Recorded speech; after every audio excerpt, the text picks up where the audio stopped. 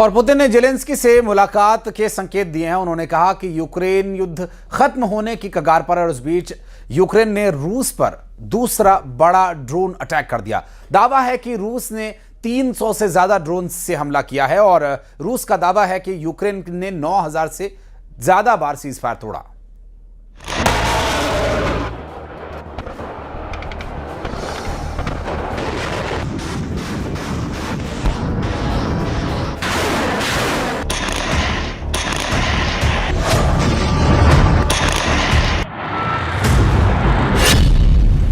Fire था लेकिन आसमान में मौत बरस रही थी। पुतिन शांति की बात कर रहे थे लेकिन यूक्रेन पर ड्रोन की सबसे बड़ी बारिश हो रही थी।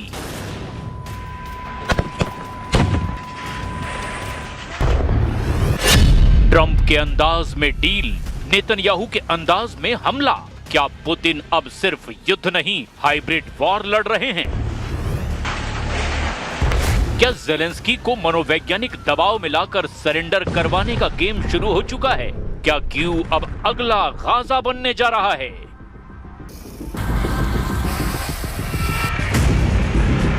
एक रिपोर्ट में दावा किया गया कि यूक्रेन अब रूस के ड्रोन अटैक से निपटने के लिए शॉटगन तक का इस्तेमाल कर रहा है। पुतिन ने कहा सीज फायर, जेलेंस्की ने कहा धोखा और दुनिया ने देखा सीज फायर के बीच यूक्रेन पर सबसे बड़ा ड्रोन हमला। रिपोर्ट में दावा किया गया कि रूस ने दर्जनों नहीं सैकड़ों ड्रोन और मिसाइलें यूक्रेन के कई इलाकों में दाग दी है।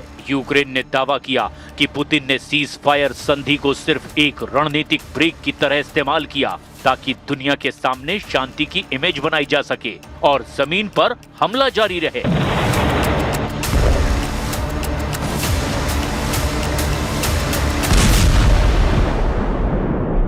Пообещали помощь и начали раскручивать противостояние с Россией, которое продолжается до сих пор. Я думаю, что дело идет к завершению.